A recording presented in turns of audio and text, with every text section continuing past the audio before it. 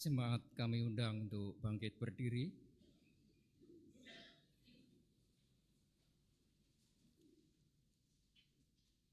Lihatlah, Dia yang menderita diarak dan didera menuju kematian. Di tengkorak itu tempatnya. Marilah bersama dengan Dia yang menderita bagi dunia. Kita menyanyikan dari Kidung Jemaat 170 bait pertama sampai ketiga, Kepala yang Berdarah.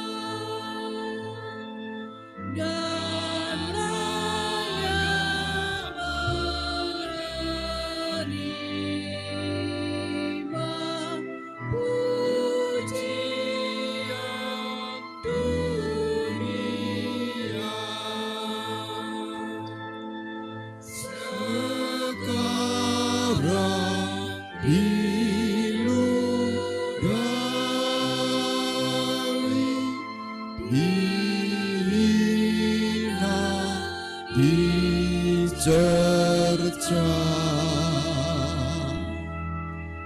disiksa, dilukai, yang salah siapakah?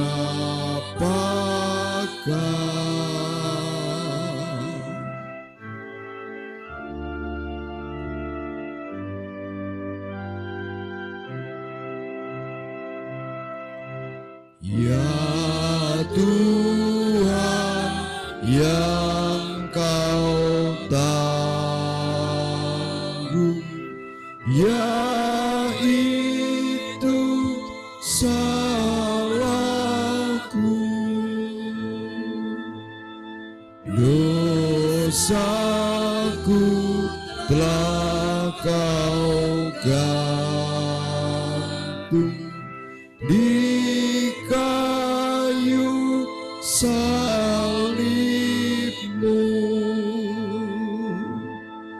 Oh, kasihani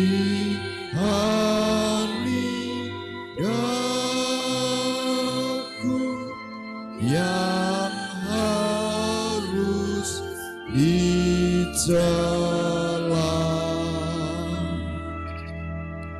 Ampunilah hamba-Mu, beri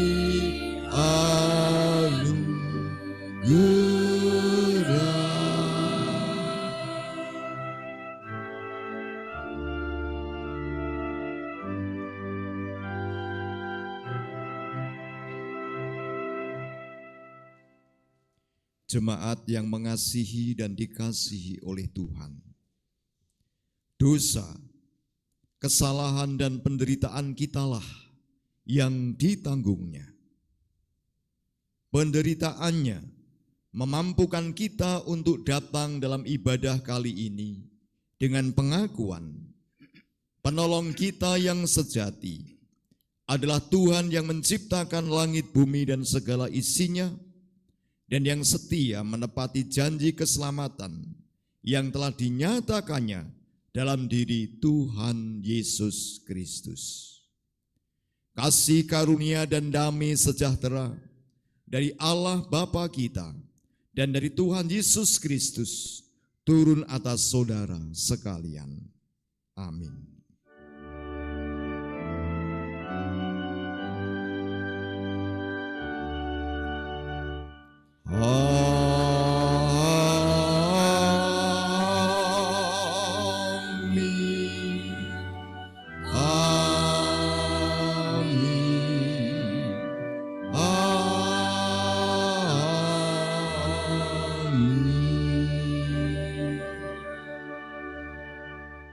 Silahkan duduk.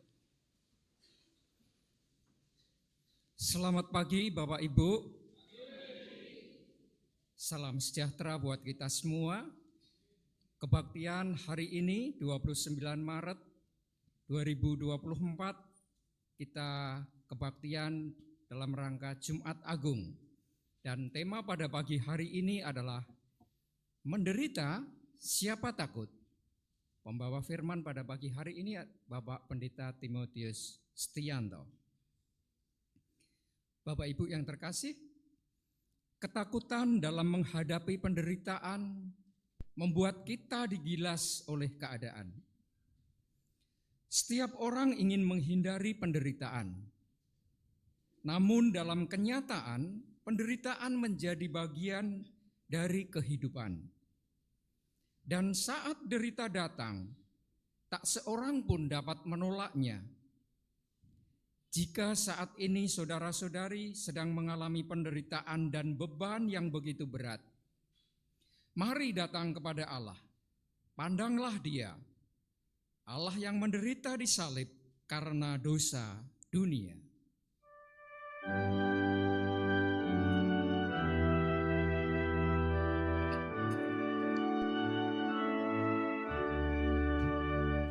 Memandang salib Rajaku yang mati untuk dunia, ku rasa jongkakku dan harta hilang harganya.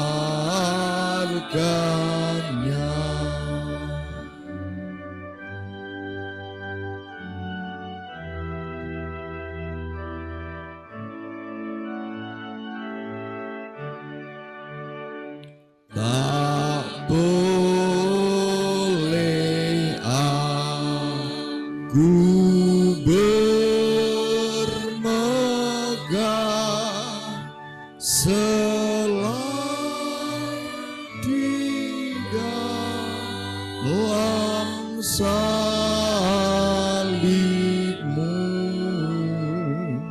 Ku buat nikmat dunia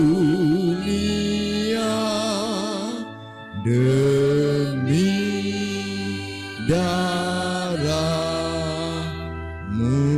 yang kudus.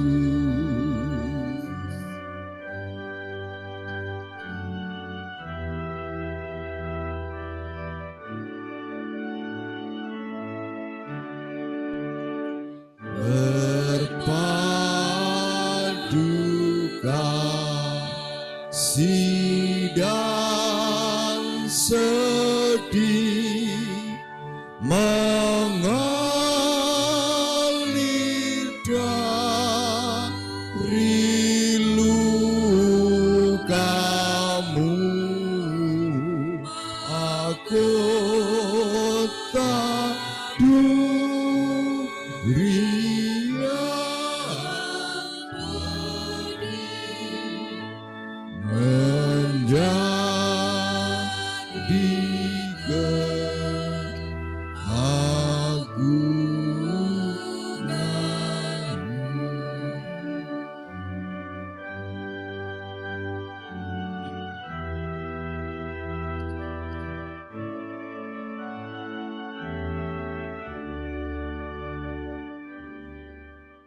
Jemaat yang terkasih, mari bersama kita renungkan sabda Tuhan dalam Efesus 5 ayat 1 dan 2.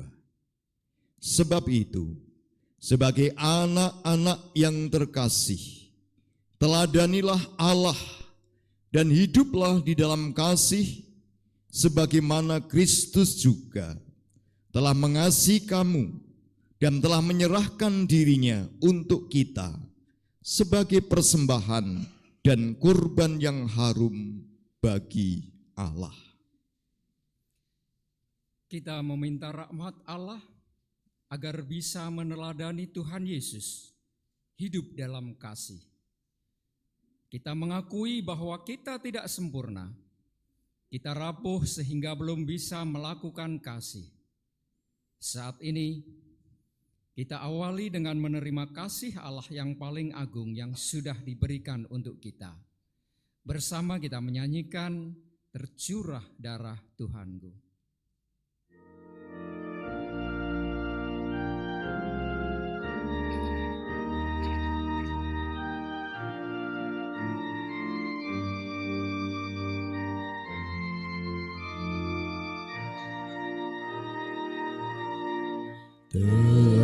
Tercurah darah Tuhanku di bukit Golgota, yang mau bertobat ditebus, terhapus dosanya, terhapus dosanya, terhapus dosanya, yang mau bertobat ditebus, terhapus dosanya.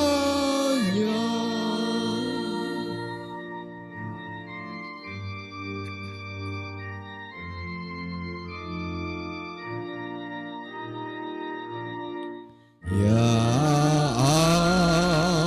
anak domba, darahmu tak hilang kuasanya, sehingga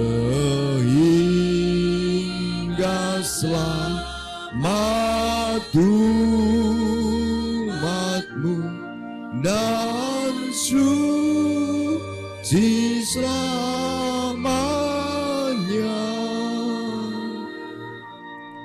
dan suci selamanya, dan suci selamanya, sehingga selamat umatmu dan suci selamanya.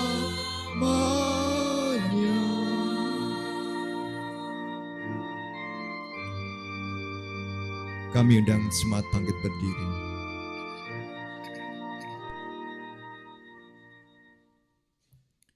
Karena belas kasih-Nya yang tidak terbatas, Ia berkenan menerima ungkapan kerinduan dan pengakuan akan keterbatasan umat-Nya. Pertobatan yang dinyatakan secara tulus akan memulihkan. Maka Yang Maha Kasih mengerjakan pengampunan dan penebusan dosa melalui karyanya yang agung dan mulia. Saat ini, terimalah anugerah Allah dari Yesaya 53 ayat 4. Sesungguhnya penyakit kitalah yang ditanggungnya, dan kesengsaraan kita yang dipikulnya. Padahal kita mengira dia kena tulah, dipukul dan disakiti Allah. Begitu besar anugerahnya dinyatakan bagi kita, melalui penderitaan dan kematian yang kita ingat sekarang ini, mengajak kita untuk tidak menyia-nyiakan, bahkan meragukan pengorbanannya bagi kita. Tetaplah tekun dan setia sampai kita kembali kepadanya. Demikianlah berita anugerah dari Tuhan. Syukur kepada Allah.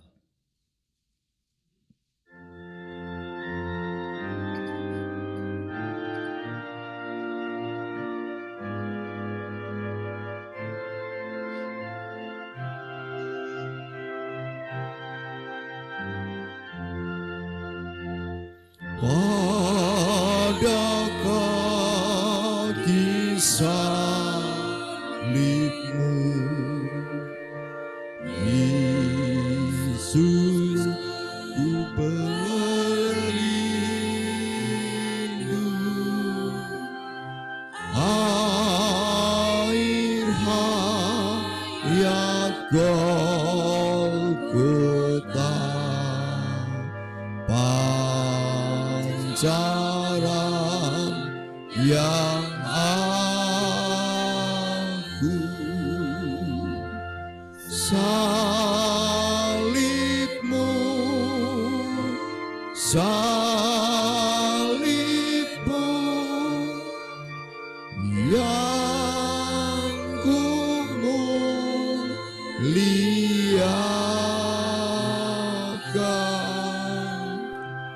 hingga dalam surga kelak ada perhentian.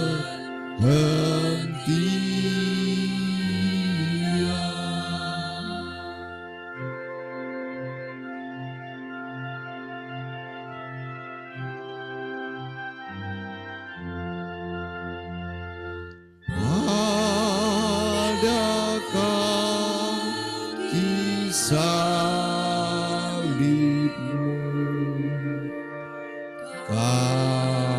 kasih-Mu ku terima, sinar bintang fajar terang yang memberi cahaya.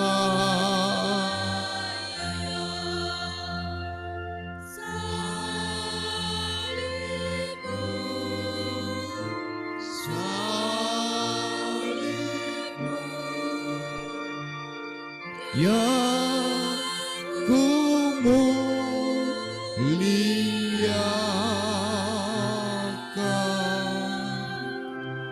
hingga dalam surga kelak ada perhentian.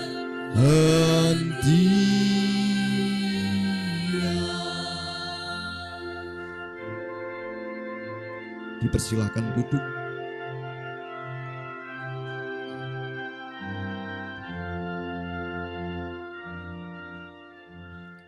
Mari kita berdoa. Bapa kami yang di surga, Tuhan sumber hidup, sumber berkat, sumber pertolongan. Bersama umat-Mu kami menaikkan puji syukur karena kasih setia Tuhan yang senantiasa Tuhan limpahkan kepada kami. Sampai saat ini kami boleh merasakan kekuatan, kesehatan, keselamatan. Bahkan ketika penderitaan terjadi dalam kehidupan kami boleh tetap merasakan kuat kuasa Tuhan dan penyertaan Tuhan. Sehingga saat ini Tuhan kami berhimpun bersama dalam ibadah memperingati kematian Tuhan Yesus Kristus yang menebus dosa, Jumat Agung. Kami yakin dan percaya melalui karyamu yang luar biasa ini menjadi berkat keselamatan bagi kami, sehingga kami bersyukur melalui ibadah ini dan kiranya Engkau berkenan. Berkatilah ibadah ini sehingga berjalan sampai akhir dengan selamat. Kami juga berdoa jikalau ada saudara kami yang masih dalam perjalanan menuju gereja ini, Tuhan juga menyertai dan melindungi mereka sebagaimana kami.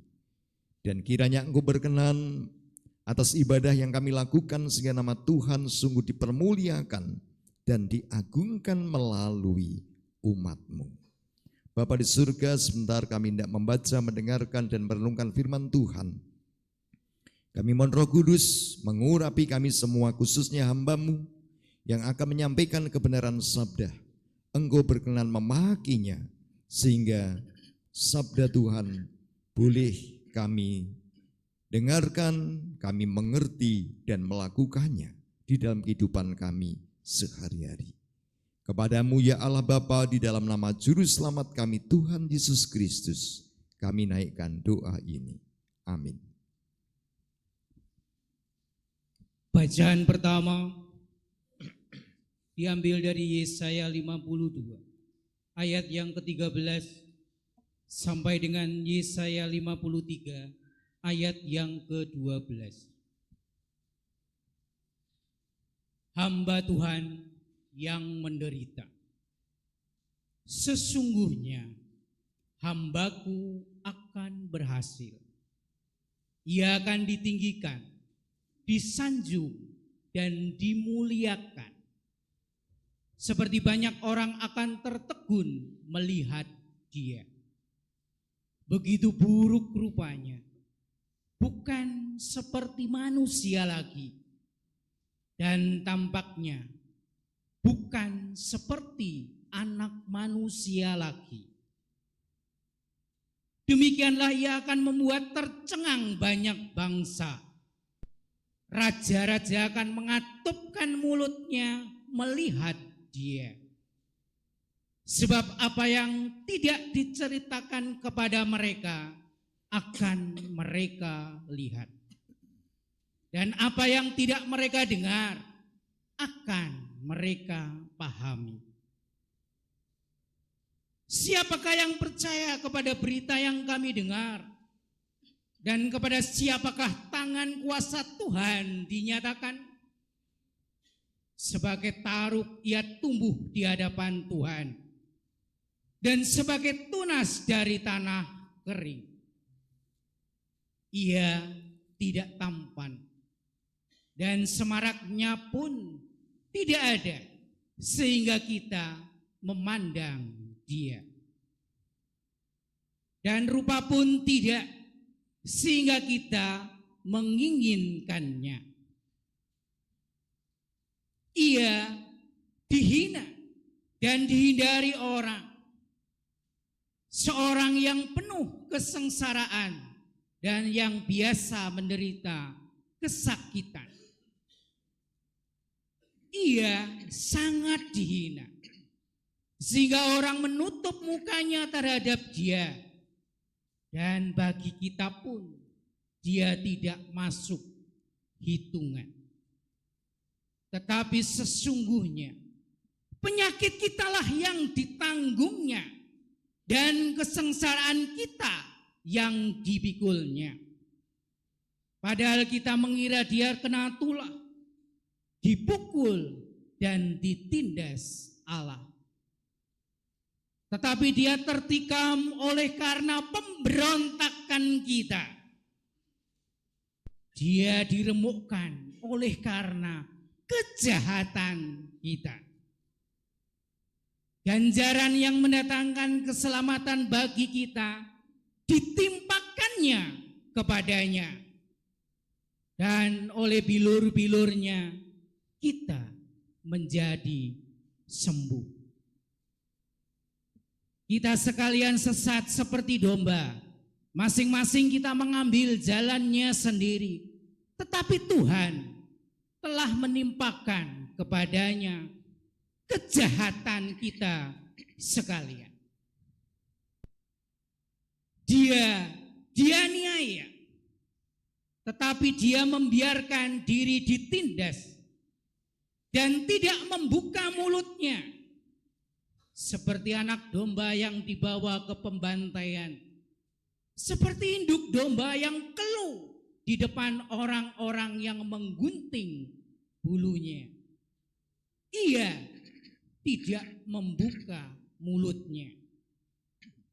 Sesudah penahanan dan penghukuman ia terambil, dan terang dan tentang nasibnya siapakah yang memikirkannya?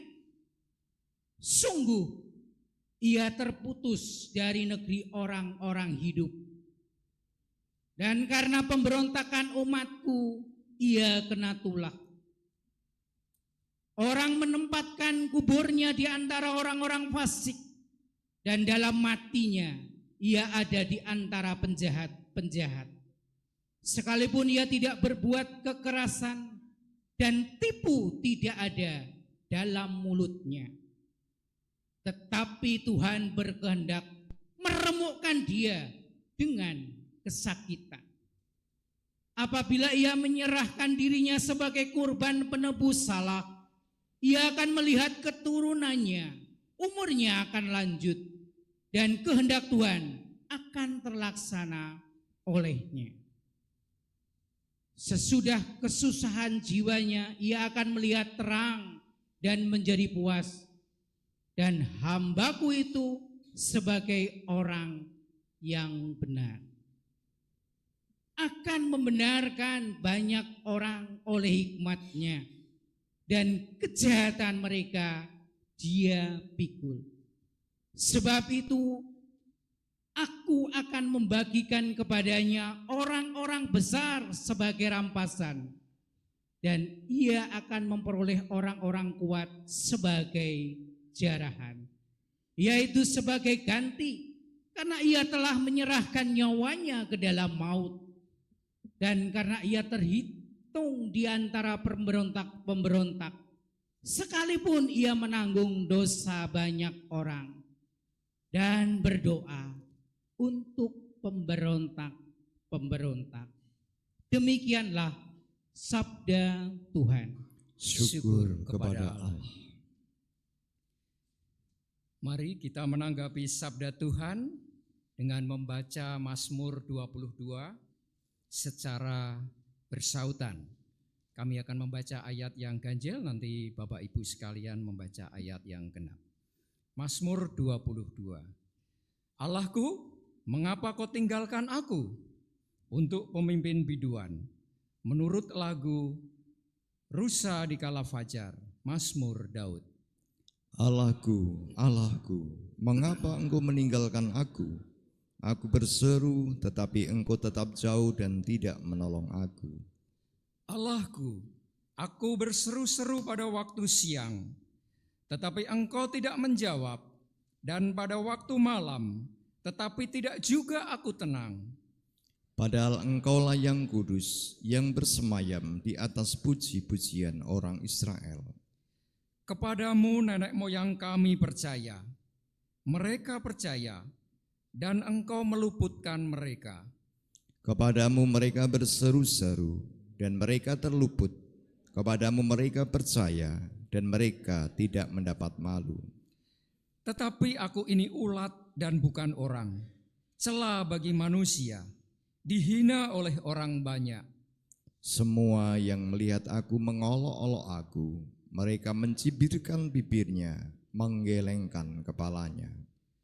Ia menyerah kepada Tuhan, biarlah dia yang meluputkannya, biarlah dia yang melepaskannya. Bukankah dia berkenan kepadanya? Ya, engkau yang mengeluarkan aku dari kandungan, engkau yang membuat aku aman pada dada ibuku. Kepadamu aku diserahkan sejak aku lahir, sejak dalam kandungan ibuku, engkaulah Allahku. Janganlah jauh daripadaku, sebab kesusahan telah dekat dan tidak ada yang menolong. Banyak lembu jantan mengerumuni aku, bandeng-bandeng dari Basan mengepung aku. Mereka mengangakkan mulutnya terhadap aku seperti singa yang menerkam dan mengaum. Seperti air aku tercurah, dan segala tulangku terlepas dari sendinya. Hatiku menjadi seperti lilin, hancur luluh di dalam dadaku.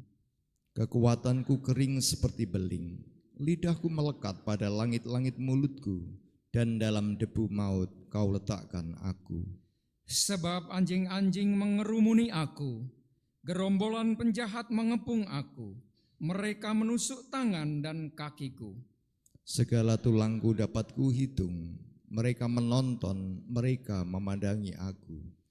Mereka membagi-bagi pakaianku di antara mereka, dan mereka membuang undi atas jubahku.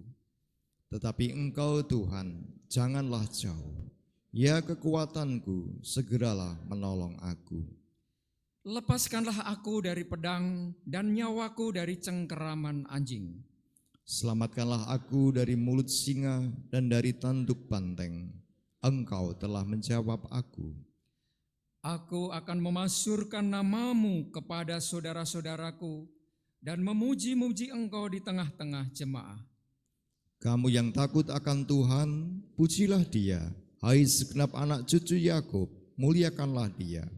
Dan gentarlah terhadap Dia, hai segenap anak cucu Israel. Sebab ia tidak memandang hina ataupun merasa jijik kesengsaraan orang yang tertindas. Dan ia tidak menyembunyikan wajahnya kepada orang itu. Dan ia mendengar ketika orang itu berteriak minta tolong kepadanya. Karena Engkau aku memuji-muji dalam jemaah yang besar. Nasarku akan kubayar di depan mereka yang takut akan Dia. Orang yang rendah hati akan makan dan kenyang. Orang yang mencari Tuhan akan memuji-muji Dia. Biarlah hatiku hidup untuk selamanya. Segala ujung bumi akan mengingatnya dan berbalik kepada Tuhan. Dan segala kaum dari bangsa-bangsa akan sujud menyembah di hadapannya. Sebab Tuhanlah yang mempunyai kerajaan. Dialah yang memerintah atas bangsa-bangsa. Ya, kepadanya akan sujud menyembah semua orang sombong di bumi. Di hadapannya akan berlutut semua orang yang turun ke dalam debu dan orang yang tidak dapat menyambung hidup. Anak-anak cucu akan beribadah kepadanya dan akan menceritakan tentang Tuhan kepada angkatan yang akan datang. Mereka akan memberitakan keadilannya kepada bangsa yang akan lahir nanti, sebab Ia telah melakukannya. Bacaan kedua diambil dari Ibrani 10 ayat yang ke-16 sampai 25. Sebab setelah Ia berfirman, inilah perjanjian yang akan kuadakan dengan mereka. Sesudah waktu itu, Ia berfirman pula, aku akan menaruh hukumku di dalam hati mereka dan menuliskannya dalam akal budi mereka. Dan aku tidak lagi mengingat dosa-dosa dan kesalahan mereka. Jadi apabila untuk semuanya itu ada pengampunan, tidak perlu lagi dipersembahkan korban karena dosa. Jadi saudara-saudara, oleh darah Yesus kita sekarang penuh keberanian dapat masuk ke dalam tempat kudus. Karena Ia telah membuka jalan yang baru dan yang hidup bagi kita melalui tabir, yaitu dirinya sendiri. Dan kita mempunyai seorang imam besar sebagai kepala rumah Allah. Karena itu, marilah kita menghadap Allah dengan hati yang tulus ikhlas dan keyakinan iman yang teguh. Oleh karena hati kita telah dibersihkan dari hati nurani yang jahat, dan tubuh kita telah dibasuh dengan air yang murni. Marilah kita teguh berpegang pada pengakuan tentang pengharapan kita, sebab Ia yang menjanjikannya setia. Dan marilah kita saling memperhatikan supaya kita saling mendorong dalam kasih dan dalam pekerjaan baik. Janganlah kita menjauhkan diri dari pertemuan-pertemuan ibadah kita seperti dibiasakan oleh beberapa orang, tetapi marilah kita saling menasehati dan semakin giat melakukannya menjelang hari Tuhan yang mendekat. Demikianlah sabda Tuhan. Syukur kepada Allah.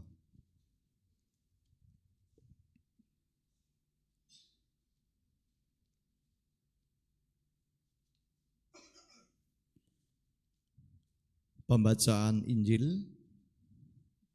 Pembacaan Injil hari ini diambil dari Injil Yesus Kristus menurut Yohanes 18 ayat 28 sampai pasal 19 ayat 37. Demikian. Yesus di hadapan Pilatus. Sesudah itu mereka membawa Yesus dari Kayafas ke istana gubernur. Waktu itu dini hari. Mereka sendiri tidak masuk ke istana itu supaya jangan menajiskan diri, sebab mereka hendak makan Paskah. Sebab itu Pilatus keluar mendapatkan mereka dan berkata, "Apakah tuduhan kamu terhadap orang ini?"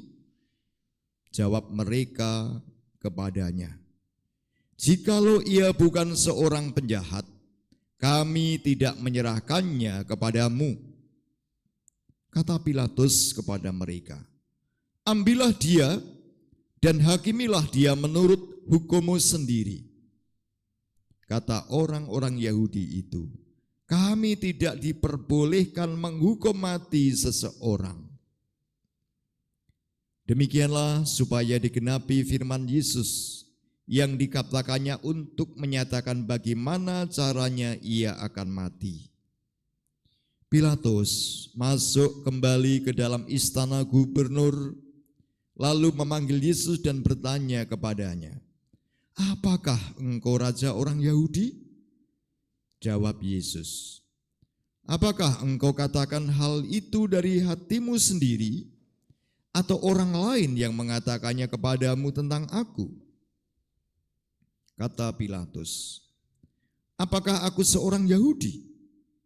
Bangsamu sendiri dan imam-imam kepala yang telah menyerahkan engkau kepadaku. Apakah yang telah engkau perbuat?" Jawab Yesus, "Kerajaanku bukan dari dunia ini. Jika kerajaanku dari dunia ini, pasti hamba-hambaku telah melawan, supaya aku jangan diserahkan kepada orang Yahudi. Akan tetapi kerajaanku bukan dari sini." Lalu kata Pilatus kepadanya, "Jadi engkau adalah raja?" Jawab Yesus, "Engkau mengatakan bahwa aku adalah raja. Untuk itulah aku lahir, dan untuk itulah aku datang ke dalam dunia, supaya aku bersaksi tentang kebenaran. Setiap orang yang berasal dari kebenaran mendengarkan suaraku." Kata Pilatus kepadanya, "Apakah kebenaran itu?" Sesudah mengatakan demikian, Pilatus keluar lagi mendapatkan orang Yahudi dan berkata kepada mereka, "Aku tidak mendapati kesalahan apapun padanya.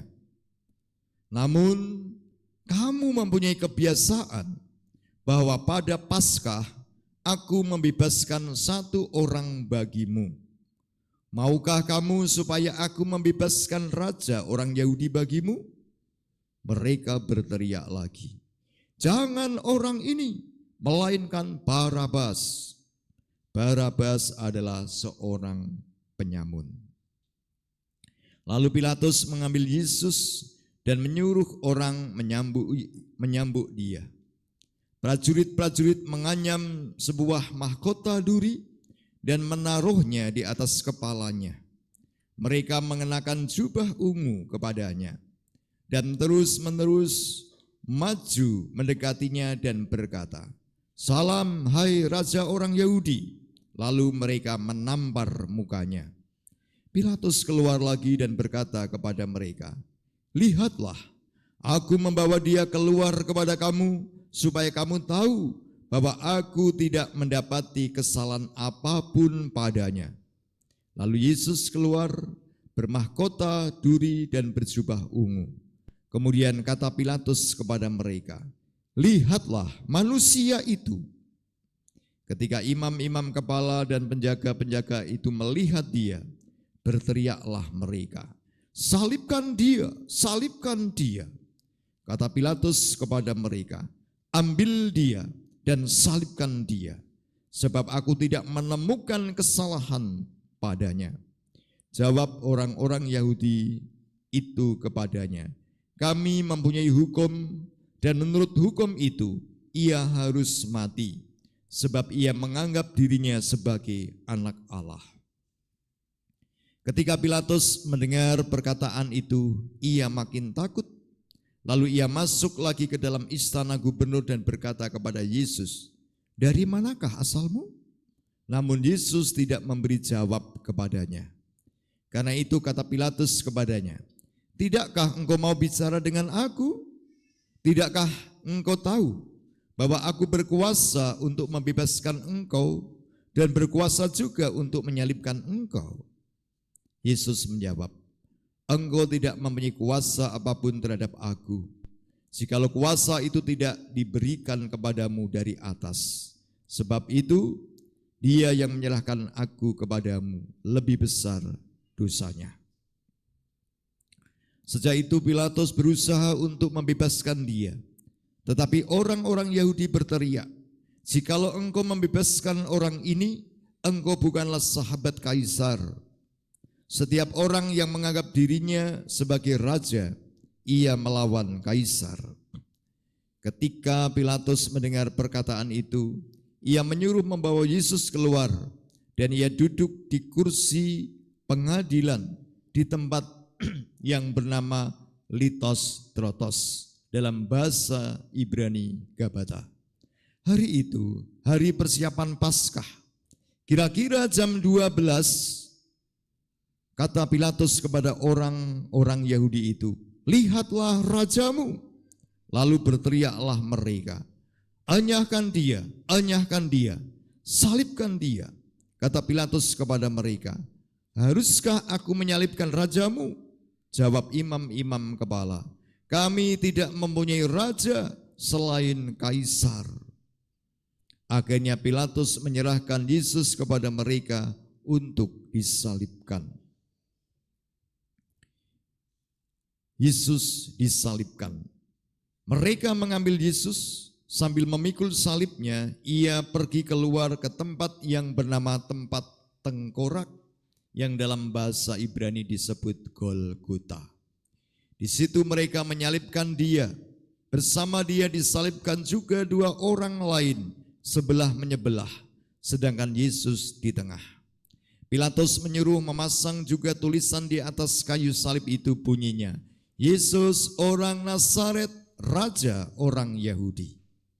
Banyak orang Yahudi yang membaca tulisan itu, sebab tempat Yesus disalibkan terletak dekat kota, dan kata-kata itu tertulis dalam bahasa Ibrani, bahasa Latin, dan bahasa Yunani. Lalu imam-imam kepala orang Yahudi, lalu kata imam-imam kepala orang Yahudi kepada Pilatus, "Jangan engkau menulis Raja orang Yahudi, melainkan ia mengatakan, 'Akulah Raja orang Yahudi.'" Jawab Pilatus, "Apa yang kutulis tetap tertulis." Sesudah prajurit-prajurit itu menyalibkan Yesus, mereka mengambil pakaiannya, lalu membuatnya menjadi 4 bagian, untuk tiap-tiap prajurit 1 bagian, dan jubahnya juga mereka ambil. Jubah itu tidak ada jahitan, ditenun dari atas ke bawah. Karena itu mereka berkata seorang kepada yang lain, "Janganlah kita memotong-motongnya, tetapi baiklah kita membuang undi untuk menentukan siapa yang mendapatnya. Demikianlah supaya digenapi yang tertulis dalam kitab suci. Mereka membagi pakaianku di antara mereka, dan mereka membuang undi atas jubahku." Semua itu telah dilakukan prajurit-prajurit itu. Dekat salib Yesus berdiri ibunya dan saudara ibunya, Maria istri Klopas dan Maria Magdalena. Ketika Yesus melihat ibunya dan murid yang dikasihnya di sampingnya, berkatalah ia kepada ibunya, "Ibu, inilah anakmu." Kemudian katanya kepada muridnya, "Inilah ibumu." Sejak saat itu murid itu menerima dia di dalam rumahnya. Yesus mati. Sesudah itu, karena Yesus tahu bahwa segala sesuatu telah selesai, berkatalah ia, supaya digenapi yang tertulis dalam kitab suci, "Aku haus." Di situ ada suatu bejana penuh anggur asam, lalu mereka melilitkan suatu bunga karang yang telah dicelupkan dalam anggur asam pada sebatang hisop, lalu mengulurkannya ke mulut Yesus. Sesudah Yesus meminum anggur asam itu, berkatalah ia, "Sudah selesai." Lalu ia menundukkan kepalanya dan menyerahkan nyawanya. Lambung Yesus ditikam. Karena hari itu hari persiapan dan Sabat itu hari yang besar, supaya pada hari Sabat mayat-mayat itu tidak tinggal tergantung pada kayu salib, para pemuka Yahudi meminta kepada Pilatus agar kaki orang-orang itu dipatahkan dan mayat-mayatnya diturunkan. Lalu datanglah prajurit-prajurit dan mematahkan kaki orang yang pertama dan kaki orang yang lain yang disalibkan bersama Yesus. Namun ketika mereka sampai kepada Yesus dan melihat bahwa ia telah mati, mereka tidak mematahkan kakinya. Tetapi seorang di antara prajurit itu menikam lambungnya dengan tombak, dan segera mengalir keluar darah dan air. Orang yang melihat sendiri hal itu yang bersaksi, dan kesaksiannya benar, dan ia tahu bahwa ia mengatakan kebenaran, supaya kamu juga percaya. Sebab hal itu terjadi supaya digenapi yang tertulis dalam kitab suci, tidak ada tulangnya yang akan dipatahkan. Ada pula nas lain yang mengatakan, mereka akan memandang dia yang telah mereka tikam. Demikian Injil Yesus Kristus. Yang berbahagia ialah mereka yang mendengarkan firman Tuhan dan yang memeliharanya, serta melakukannya dengan setia dalam kehidupan sehari-hari. Hosiana.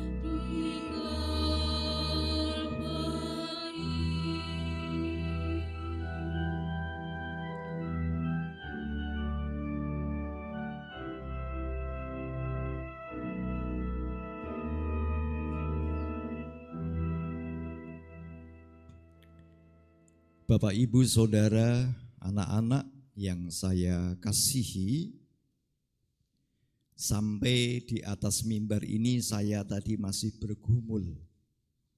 Apakah bacaan Injil saya baca semua atau sebagian? Ya, karena sangat panjang, beberapa perikop gitu ya. Tetapi temanya menderita siapa takut ya, karena membaca yang panjang itu pasti lelah ya. Mendengarkan apalagi ya, mendengarkan bacaan dari Yesaya, Mazmur, Ibrani,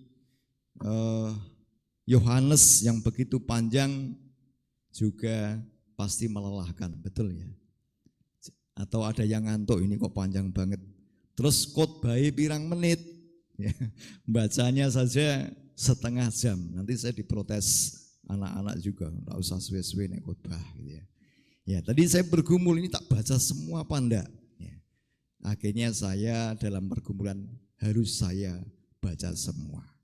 Nah, Bapak Ibu yang terkasih, khususnya anak-anak sekolah minggu, tadi malam ada pertanyaan ya untuk 5 anak. Sekarang pertanyaannya satu saja gitu ya, satu saja untuk anak sekolah minggu.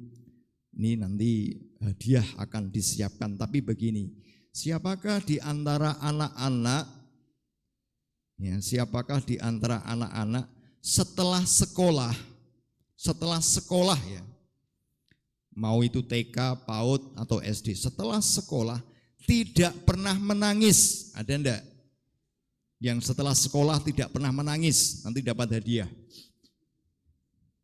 Anak-anak, khusus untuk anak-anak. Kalau bapak-bapak saya yakin malah pernah menangis ya. Ada enggak yang tidak pernah menangis? Nanti dicek sama papa dan mamanya. Betulkah anakmu tidak pernah menangis ketika sudah sekolah? Kalau bayi masih kecil nangis biasa, tapi setelah sekolah berarti sudah gede gitu ya. Ada yang mau dapat hadiah? Berarti semua kamu betul tidak pernah menangis. Sip ya. Ya, nanti kebetulan bapaknya majelis bidang sekolah minggu ya, nanti yang ngasih hadiah. Iya, benar ya, tidak pernah menangis setelah sekolah, berarti pinter. Berarti yang lain pernah menangis. Kenapa menangis? Kalau yang pernah menangis, kenapa kita menangis? Ya, mungkin sedih, mungkin sakit, ya, atau mungkin juga orang menangis karena terharu, bahagia itu bisa. Tapi umumnya orang menangis itu karena merasa sedih, susah. Nah, Bapak Ibu yang terkasih, itu artinya apa? Ya, setiap orang sebenarnya pernah mengalami penderitaan. Ya, setiap orang pernah mengalami penderitaan karena menangis, ya. Itu adalah karena ada perasaan tidak nyaman, dan perasaan tidak nyaman itu adalah penderitaan yang paling ringan, penderitaan yang paling ringan. Ada warga gereja yang akan pergi ibadah ke gereja, namun akhirnya dia batal pergi ibadah ke gereja karena apa? Dia sudah pakaian rapi, ke garasi mau bawa motor, ternyata motornya gembos. Padahal jarak gereja dan rumah itu sekitar 1 kilo. Jalan kaki nanti gobios, nanti lelah, nanti capek. Apalagi gerejanya AC-nya tidak terlalu adem misalnya gitu. Sehingga mengurungkan adalah minggu depan saja ke gereja. Ya, ini juga bagian kenapa jalan kaki, gobios, kemeringet, sumuk itu adalah dianggap sebagai tidak nyaman. Ya. Ada juga cerita, seringkali di gereja-gereja juga ada ungkapan itu. Setiap mendung atau hujan, maka jumlah anggota jemaat yang hadir beribadah sedikit. Betul enggak? Kenapa? Takut kehujanan, nanti basah dan sebagainya, tidak nyaman lagi. Ya, karena tidak nyaman juga adalah Ya, bagian dari penderitaan. Ada pandemi, vaksin. Ada juga yang takut divaksin. Sakit, harus operasi. Waduh, kalau operasi saya milih alternatif saja.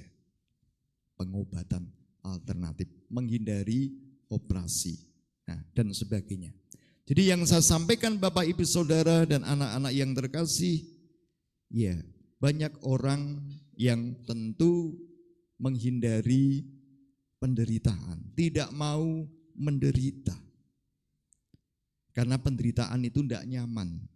Tetapi apakah mungkin kita menghindari terus?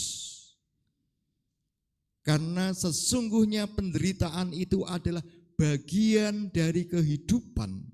Maka penderitaan itu kasunyataning urip, realitas kehidupan. Realitas kehidupan itu tidak bisa dipisahkan dengan penderitaan, kesusahan, ketidaknyamanan. Di samping itu kan juga ada kebahagiaan, ada sukacita. Maka pertanyaan tadi juga kepada anak-anak, kepada kita semua, kalau siapa yang tidak pernah menangis, maka siapa yang tidak pernah tertawa? Ya, semua pasti pernah tertawa, gitu ya. Jadi itu adalah realitas, susah, senang, sedih, bahagia dan seterusnya. Jemaat yang dikasih Tuhan, dalam kitab Yesaya dinubuatkan seorang hamba Tuhan yang mengalami penderitaan yang luar biasa. Wajahnya buruk, nasibnya buruk, bahkan orang tidak menganggap dia, tidak memandang dia. Apalagi menyangka sebagai hamba Tuhan, tidak mungkin. Karena orang punya persepsi hamba Tuhan itu pasti baik-baik saja. Hamba Tuhan itu pasti hidupnya dilindungi, diberkati dan pasti bahagia. Tidak mungkin hamba Tuhan menderita apalagi seperti ulat. Nah, tadi dalam kitab Mazmur sampai aku ini ulat bukan manusia, menunjukkan penderitaan yang luar biasa. Penderitaan yang luar biasa. Bahkan orang menilai hamba Tuhan ini adalah kena hukuman, kena tulah. Hukuman dari Allah. Orang yang tidak layak. Tetapi ternyata penyakit kita yang ditanggung. Ternyata hamba Tuhan yang menderita luar biasa ini bukan karena kesalahannya, bukan karena dosanya, tetapi penyakit kita yang ditanggung, oleh bilur-bilurnya kita disembuhkan, kita diselamatkan.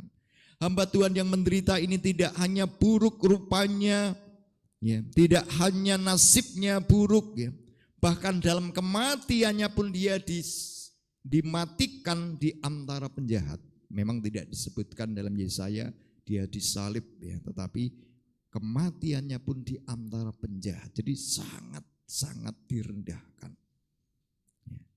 Dan dari kitab Mazmur juga menubuatkan tentang hamba Tuhan itu. Tetapi dalam kitab Mazmur kita melihat bahwa yang namanya penderitaan yang utama itu sesungguhnya bukan fisik, ya. Fisik itu kan realitas. Dan kita tidak bisa menolak ketika penderitaan terjadi. Tapi yang utama Bapak Ibu, penderitaan itu ketika kita ditinggalkan Tuhan. Ketika kita putus hubungan dengan Allah, itulah sesungguhnya penderitaan yang luar biasa. Hakikat dari penderitaan itu secara spiritual adalah ketika kita putus hubungan dengan Tuhan. Maka Eli Eli lama sabachthani, Allahku, Allahku, mengapa engkau meninggalkan aku? Ini kan orang yang mengalami penderitaan yang luar biasa sehingga dia merasa seolah-olah ditinggalkan oleh Allah. Aku boleh mengalami penderitaan yang luar biasa, dihina, dilecehkan, dipukul orang sampai mati. Tapi Tuhan jangan tinggalkan aku. Karena kalau sampai kita putus hubungan, lepas hubungan dengan Tuhan, ditinggalkan Tuhan, komplitlah penderitaan kita. Kalau penderitaan fisik itu bisa menimpa kita dan pasti menimpa kita. Nah, maka penderitaan spiritualitas ini mestinya jangan sampai terjadi. Karena apa? Allah mengasihi kita dan untuk memulihkan relasi kita dengan Allah sudah dikerjakan melalui sang hamba yang menderita, Tuhan Yesus Kristus. Maka mari sebagai umat Tuhan, warga gereja, jangan sampai kita mengalami penderitaan karena ditinggalkan Allah. Sebenarnya bukan Allah yang meninggalkan, kita yang meninggalkan Allah. Kita yang meninggalkan Tuhan karena berbagai sebab. Mari kita renungkan hal ini. Dan kita lihat dalam bacaan Injil bagaimana Tuhan Yesus dalam menghadapi penderitaan yang luar biasa. Dimulai dari Kamis atau Jumat dini hari. Kemarin kita sudah menghayati Kamis putih. Dalam firman Tuhan tadi dikatakan dini hari. Jadi dia mengalami pengadilan maraton satu hari itu. Kita melihat imam-imam kepala pemimpin agama Yahudi begitu munafiknya. Dia mengatakan kami tidak boleh membunuh orang. Ya, menjelang Paskah, pada saat Paskah itu mereka tidak boleh membunuh orang karena harus disucikan. Tapi kita melihat rekayasa pengadilan. Pilatus yang bukan orang Yahudi yang justru ingin menyelamatkan Yesus, ternyata mereka merekayasa, bahkan akhirnya tidak bisa dipungkiri karena kebenciannya itu, salibkan dia, salibkan dia. Yesus mengalami penganiayaan yang luar biasa sehingga dia tidak dianggap sebagai manusia. Dia tidak dianggap sebagai orang Yahudi, dia tidak dianggap sebagai seorang nabi hamba Allah. Ya. Jadi kita melihat dalam bacaan tadi yang cukup panjang itu adalah penggenapan. Maka firman Tuhan supaya genaplah. Bahkan setelah mati pun dia di lambungnya ditusuk. Nah, Bapak Ibu saudara yang terkasih, dari sabda Tuhan ini kita bisa merefleksikan bahwa penderitaan kita yang terbesar tadi adalah putus hubungan dengan Tuhan sudah ditanggung oleh Kristus. Sehingga mestinya penderitaan yang terbesar bagi kita itu sudah tidak ada. Kalaupun ada adalah salah kita sendiri yang menjauh meninggalkan Tuhan. Tuhan tidak mungkin meninggalkan kita. Karena dia sudah mengorbankan dirinya, mengorbankan nyawanya. Tidak mungkin Tuhan meninggalkan kita. Kita yang sering meninggalkan Tuhan. Ini poin dasar yang penting. Jangan pernah kita meninggalkan Tuhan. Karena salib itu hanya sekali. Kematian Kristus itu hanya sekali. Jangan pernah tinggalkan Tuhan. Kemudian yang kedua, supaya kita tidak takut dan berani menghadapi penderitaan, mari kita belajar pada Kristus. Kita belajar pada Tuhan Yesus dalam menghadapi penderitaannya. Yang pertama adalah mari kita berserah, tabah, dan tidak menolak. Ini tidak mudah ya. Berserah, ya, tabah, tapi sambil sungut-sungut. Wah, ini saya tidak tahan lagi, ini dosa saya apa, kesalahan saya sudah melakukan hal yang benar, tapi kenapa dia menyakiti saya, dan itu berarti kurang berserah, kurang tabah, masih bersungut-sungut, dan itu pasti akan semakin berat secara psikologis juga. Jadi mari kita belajar pasrah, tabah, tidak menolak seperti Tuhan Yesus. Dalam bacaan Yesaya yang kemarin juga ketika dia diludahi, dia memberikan mukanya, dia memberikan wajahnya. Diludahi, dicabut jenggotnya, dia menyerah semua. Seperti domba yang dibawa ke pembantaian atau yang dicabuti bulunya, dia tidak melawan, dia tidak berbicara. Jadi dia berserah, tabah, tidak menolak. penderitaan. Ya, karena untung tidak bisa diraih, derita tidak bisa ditolak kan. Jadi, maka ini harusnya menjadi sikap pilihan kita. Kemudian yang kedua adalah memaknai penderitaan itu sebagai misi Allah. Artinya dalam setiap penderitaan itu ada hal-hal yang positif, ada hal-hal yang baik. Tuhan Yesus mengalami penderitaan ini karena untuk itulah dia datang. Untuk itulah dia berkarya. Dia datang untuk mati, dia datang untuk menderita. Dan itulah misi Allah. Nah, ketika kita mengalami penderitaan, ya mari kita juga memaknai hal yang positif. Ada banyak hal. Anak-anak sekolah mengatakan, berakit-rakit ke hulu, berenang-renang ke tepian. Ada yang tahu? Sekolah minggu loh ya, bukan bapak-bapak. Karena sekarang banyak peribahasa-peribahasa ini kan sudah tidak relevan lagi ya. Berakit-rakit ke hulu, berenang-renang ke tepian ya, balik ya. Bersakit-sakit dahulu, bersenang-senang kemudian. Relevansinya sekarang untuk anak zaman now. Ya enggak mau, ya kita berenang-renang terus. Ya, jadi tidak berakit-rakit itu apa? Kita kan sudah latihan renang gitu ya. Jadi ya bersenang-senang terus, tidak perlu bersakit-sakit gitu ya. Nah, jadi tidak ada hukumnya penderitaan kesusahan itu. Rekoso tapi di belakangnya mulyo, oh enggak ada. Ya kalau saya harusnya mulyo terus. Jadi tidak ada hukum penderitaan untuk orang-orang zaman now karena pengaruh kemajuan teknologi yang luar biasa. Tetapi mari kita memaknai, saya rasa tidak bisa tidak, karena itu adalah sudah hukum alam. Ketika kita pengen sukses maka ada proses. Seorang siswa bisa berhasil, mahasiswa tentu kan belajar, studi, mengerjakan tugas. Kita bisa menjadi seorang pekerja, karir atau pengusaha yang sukses, juga pasti ada proses jatuh bangun yang tidak mudah. Itulah bagaimana kita memaknai penderitaan itu. Jadi tidak bisa ujuk-ujuk kita semua. Sehingga apa?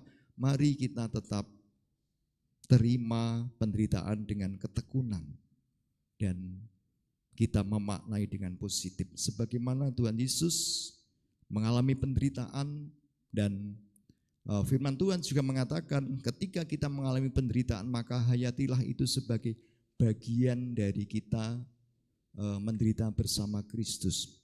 Kita dipersekutukan dalam penderitaan Kristus. Sehingga apa? Kita memaknai penderitaan sebagai bagian dari misi Allah di dalam kehidupan kita, bahwa kita akan semakin dimurnikan, iman kita semakin dimurnikan, kepribadian kita juga akan semakin dimurnikan, spiritualitas kita akan semakin dimurnikan. Maka kita memaknai penderitaan itu dengan positif. Kemudian kita juga melihat bahwa Yesus itu berdamai dengan penderitaan. Ya, dia tidak menolak tadi, tapi dia justru menerima dan berdamai dengan penderitaan yang dialaminya.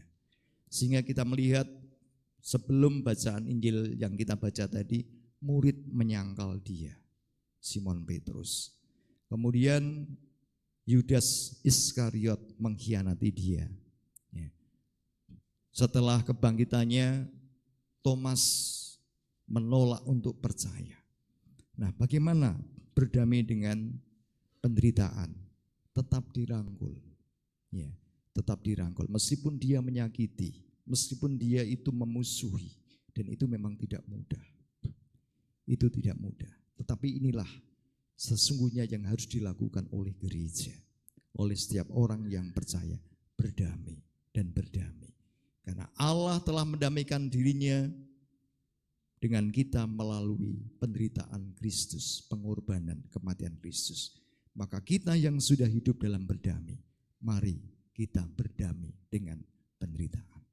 Sehingga kita tidak takut lagi terhadap penderitaan. Mau divaksin? Ya enggak apa-apa. Wong itu juga untuk kebaikan kita. Gitu ya. Ketika kita mengalami kesusahan, nangis, ya enggak apa-apa juga. Karena itu adalah bagian dari penderitaan yang harus kita alami. Kenapa kita takut untuk menangis?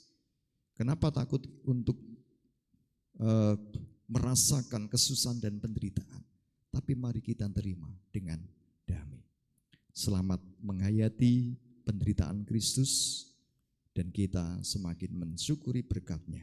Saya ajak jemaat dalam saat teduh ini kembali menyanyikan Via Dolorosa bersama-sama. Kalau tadi hanya singer, sekarang kita nyanyikan bersama.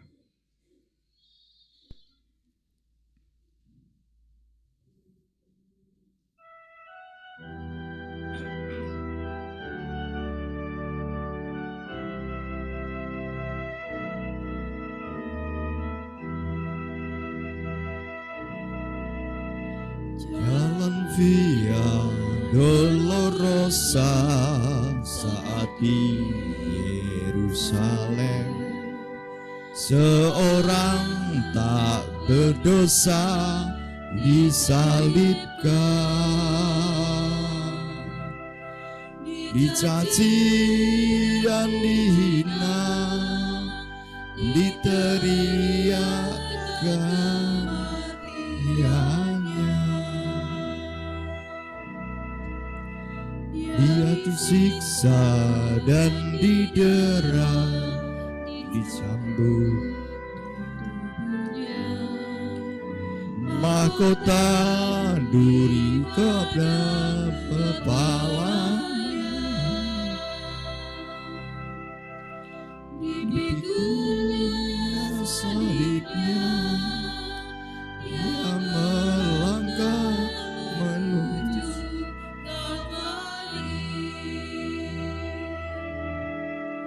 Jalan Via Dolorosa, jalan penderitaan. Yesus Kristus, Bapa Allah disalib. dia disalib, bukti kasih pada kita. Karena dia serahkan dirinya di Kalvari. Darahnya Mengalir, membasuh dosa, membukakan jalan kepada Allah.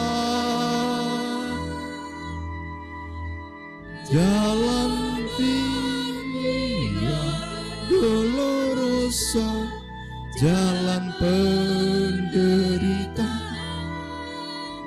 Yesus Kristus, Bapa Allah disalib. Dia memilih disalib, bukti kasih Pada kita, karena kita dia dirahkan dirinya di Kalvari.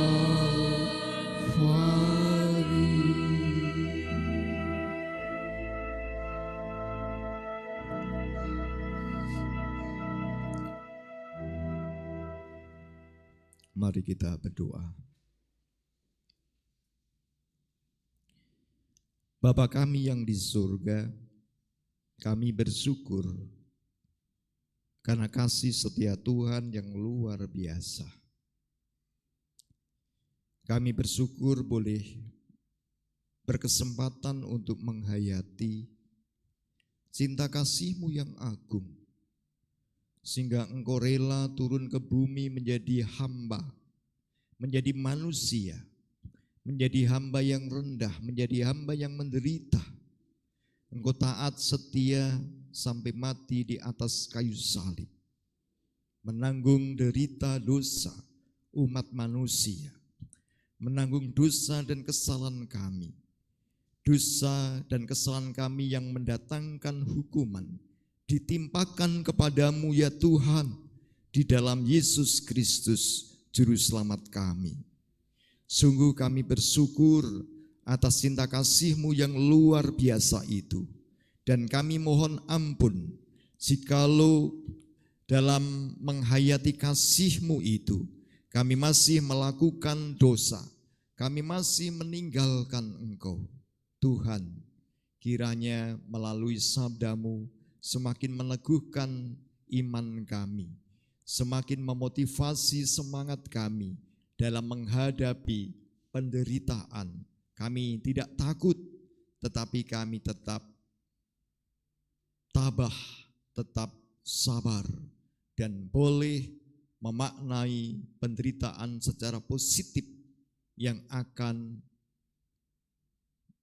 menempa kehidupan kami yang semakin baik dan semakin berkenan bagi Tuhan. Namun ketika penderitaan itu terjadi, sungguh tidak mudah. Oleh karena itu kami mohon kekuatan dan berkat Tuhan. Pada kesempatan ini kami mendoakan saudara-saudara kami yang masih mengalami penderitaan, khususnya yang mengalami lemah tubuh, sakit penyakit, baik yang dirawat di rumah sakit, yang di rumah, bahkan di tengah-tengah ibadah ini. Mari Tuhan Engkau jamah, Engkau berikan kekuatan, kesabaran, pengharapan dan iman, sehingga dalam kelemahan fisik kami boleh merasa kuat kuasa Tuhan sempurna menguatkan kami. Bapa di surga, jikalau Engkau berkenan, pulihkanlah, sembuhkanlah saudara-saudara kami yang sedang sakit. Demikian juga yang sedang mengalami penderitaan ekonomi, penderitaan karena psikis, penderitaan karena persoalan relasi, persoalan keluarga, pekerjaan, usaha. Kami juga mohon belas kasih-Mu supaya kami siap dan berani menghadapi segala pergumulan, beban dan penderitaan itu dengan tetap dekat dengan Allah, karena Engkaulah sumber hikmat, sumber kekuatan. Oleh karena itu bagi keluarga-keluarga kami mendoakan Tuhan supaya tetap menghadirkan Engkau sebagai Allah, sebagai Tuhan, sebagai Juru Selamat yang menolong kehidupan keluarga kami, sehingga keluarga kami tetap hidup saling mengasihi, saling menolong, saling menghargai satu dengan yang lain. Jikalau ada pergumulan studi bagi anak-anak kami, Tuhan berkati dengan keberhasilan. Pergumulan yang mencari pekerjaan, Tuhan boleh memberkati dengan mendapatkan pekerjaan yang layak. Pergumulan dalam pemenuhan kebutuhan ekonomi, Tuhan juga menolong dengan berkat melalui pekerjaan, melalui usaha, melalui apa saja, sehingga saudara-saudara kami boleh mendapatkan kecukupan. Bapak, kami juga berdoa bagi keluarga besar kami GKJ Kerapia ini, Tuhan memberkati setiap program-program gereja khususnya di tahun 2024 ini, sehingga semua berguna untuk membangun kebersamaan persekutuan kami, semua berguna untuk membangun semangat pelayanan kami semakin berkenan bagi Tuhan, sehingga kami boleh menghadirkan shalom damai sejahtera di tengah umat dan juga mewartakan Injil Tuhan di tengah masyarakat, sehingga umat maupun masyarakat senantiasa bertelut dan meninggikan Allah yang kuasa. Kami juga berdoa bagi bangsa dan negara kami, Tuhan berkati dengan damai sejahtera dan jauhkan dari segala pertikaian-pertikaian, karena perbedaan-perbedaan, baik itu suku, bangsa, agama, terlebih dalam hal pilihan politik, kiranya semua bisa berjalan dengan damai sejahtera, dan perbedaan-perbedaan itu justru boleh memperkaya kesatuan kami yang berbeda. Demikianlah ya Tuhan permohonan kami, doa ini kami panjatkan kepadamu di dalam nama Juru Selamat kami, Tuhan Yesus Kristus. Amin.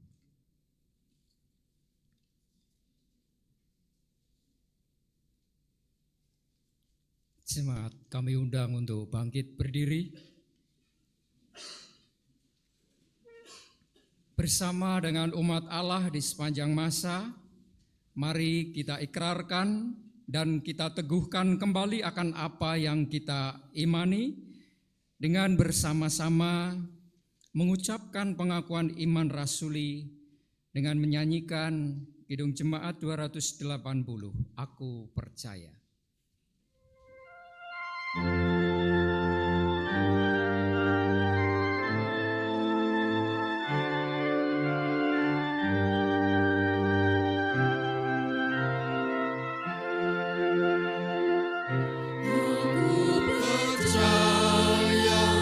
Allah yang kekal, yang oleh sabda kita kenal, Bapa pencipta alam semesta, yang mengasihi manusia. Aku percaya Putra Tunggalnya yang disalibkan di Golgota, yang dari kubur bangkit dan menang, naik ke surga dalam terang. Aku percaya pada Roh Kudus yang mendiami kita terus. Aku percaya gereja yang esa, jadi suci di dalamnya.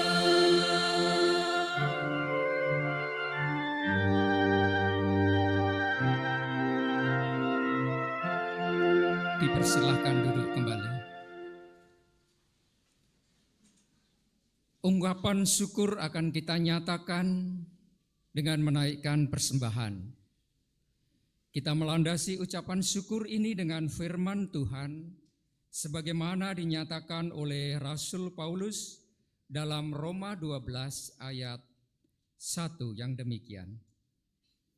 Karena itu saudara-saudara, oleh kemurahan Allah aku menasihatkan kamu, supaya kamu mempersembahkan tubuhmu sebagai persembahan yang hidup, yang kudus, dan yang berkenan kepada Allah.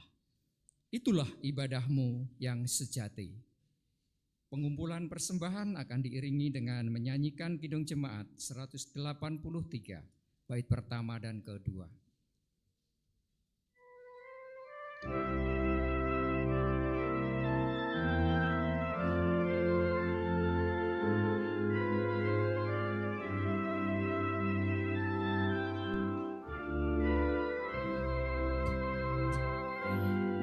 Menjulamnya tak atas bukit Kala, terang benderang salibmu Tuhanku,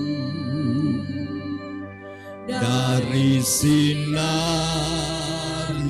yang menyala-nyala, memancar kasih agung dan restu.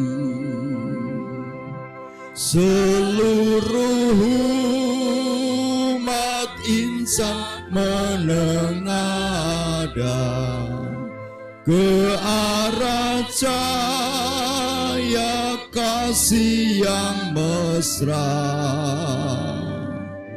bagai pelaut yang karam merindukan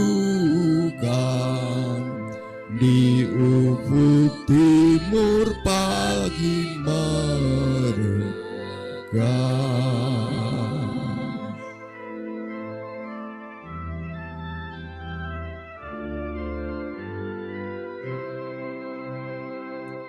Salibmu Kristus tanda pengasihan,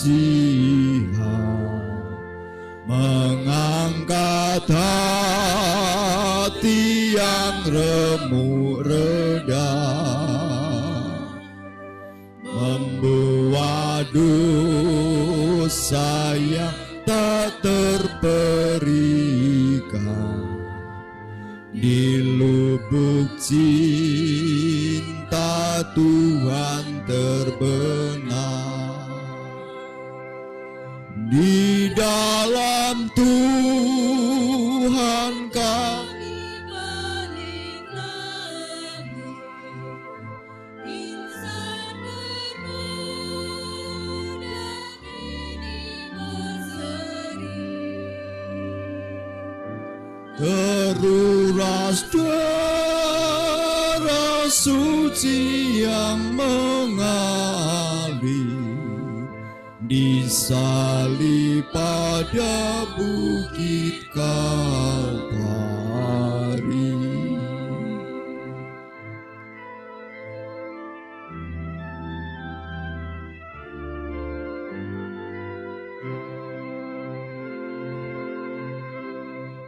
Jemaat kami undang untuk bangkit berdiri.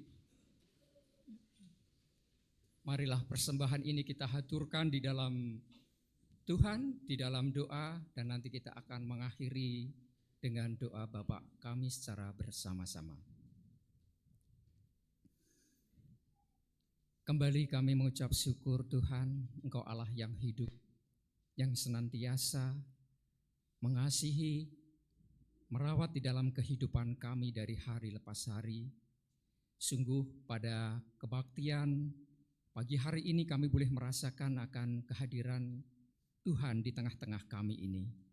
Kami boleh mendengarkan sabda akan kebenaran firman-Mu Tuhan. Kami boleh memahami dan mengerti akan pengorbanan-Mu di kayu salib untuk menebus dosa kami ini Tuhan.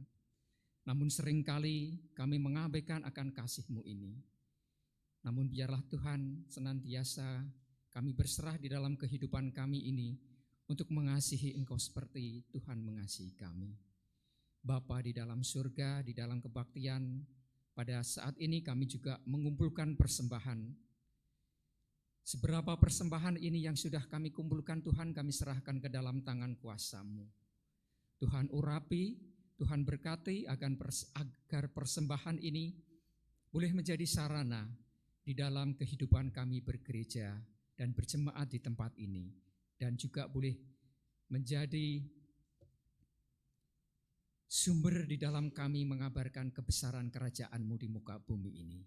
Bapa, jikalau setelah kebaktian ini kami akan kembali ke rumah kami masing-masing ataupun masih ada tugas yang harus kami selesaikan, kami menyerahkan perjalanan kami ini untuk sampai ke tujuan dengan selamat. Kiranya berkat, kasih, kemurahan Tuhan ada pada kami. Terima kasih Tuhan, doa yang tidak sempurna ini kami serahkan ke dalam tangan kuasa-Mu. Dan kami akan mengakhiri doa ini dengan doa yang sudah Tuhan ajarkan kepada kami. Bapa kami yang di surga, dikuduskanlah nama-Mu. Datanglah kerajaan-Mu, jadilah kehendak-Mu di bumi seperti di surga. Berikanlah kami pada hari ini makanan kami yang secukupnya. Dan ampunilah kami akan kesalahan kami, seperti kami juga mengampuni orang yang bersalah kepada kami. Dan janganlah membawa kami ke dalam pencobaan, tetapi lepaskanlah kami daripada yang jahat.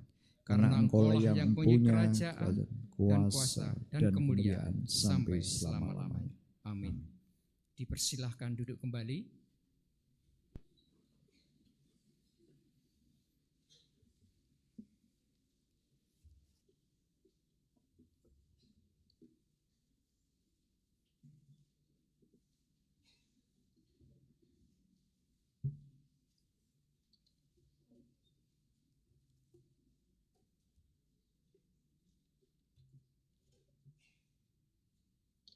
Bapak Ibu, ada penekanan warta sedikit bahwa untuk besok hari Minggu tanggal 31 Maret 2024 kebaktian akan dilaksanakan hanya sekali pada pagi hari, untuk jamnya tetap jam 7 pagi.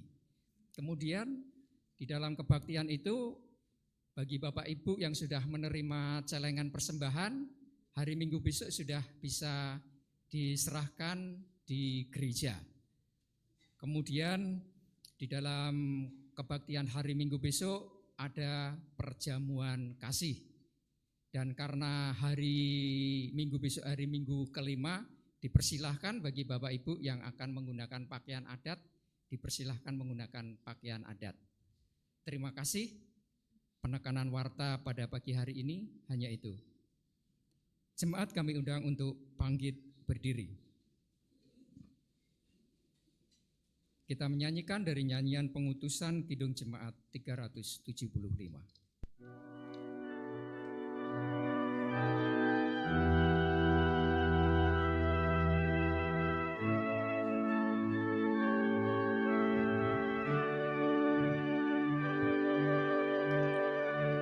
Saya mau ikut Yesus, saya mau ikut Yesus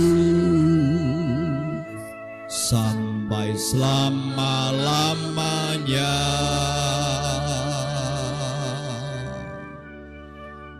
Meskipun saya susah menderita dalam dunia,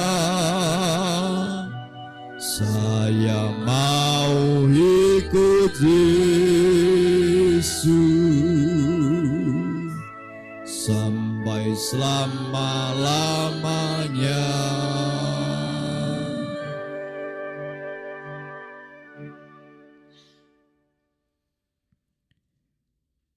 Di saat penderitaan menghampirimu, pandanglah salib Kristus, tetaplah setia agar hidupmu dipulihkan dan arahkanlah hatimu kepada Tuhan.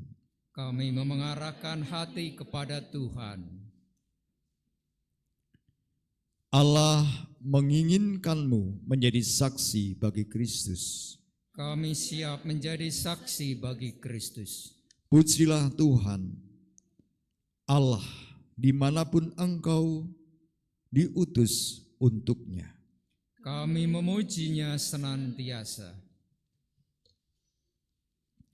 Pergilah dalam sukacita, teruslah berjalan, dan ingatlah sabda Tuhan, bahwa Ia terus berkarya dalam hidup saudara.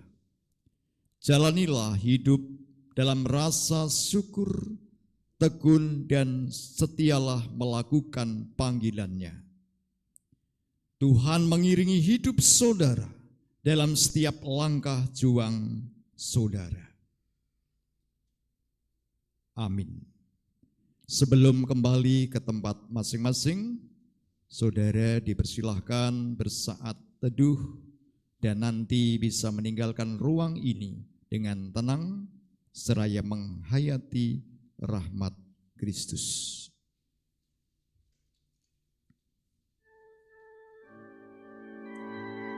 Bisa dengan duduk.